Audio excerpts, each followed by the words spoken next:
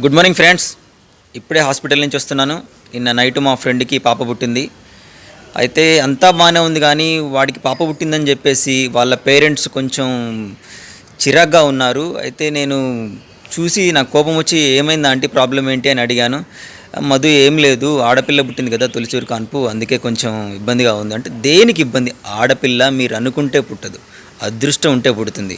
మీరు ఆడపిల్లను ఈరోజు వద్దనుకుంటే సృష్టే లేదు. ఈ సృష్టికి మూలం ఆడపిల్ల. మీరు కూడా ఒక ఆడపిల్లే పుట్టినప్పుడు అది తెలుసుకోండి. అంతేగాని మీరు ఇలాంటివన్నీ పెట్టి ఆ పాపని అసలే బాలింత ఇలాంటి మాటలు వింటే తట్టుకోలేదు అని చెప్పాను. అయినా ఆడపిల్ల పుట్టిందని ఇంతలా ఎందుకు చేస్తున్నారో నాకు అర్థం కావట్లేదు. మూర్ఖుల్లా ఉన్నారు. నాకు అసలుకి ఏం చేయాలో అర్థం కాలేదు వీళ్ళని. అయితే ఒక్కటి మాత్రం చెప్తాను, ఆడపిల్ల వద్దనుకోవడం చాలా పెద్ద తప్పు. నేను ఇంకాసేపు అక్కడ ఉంటే వాళ్ళని ఏం చేస్తానో తెలియక వచ్చేసాను పొద్దున్నే.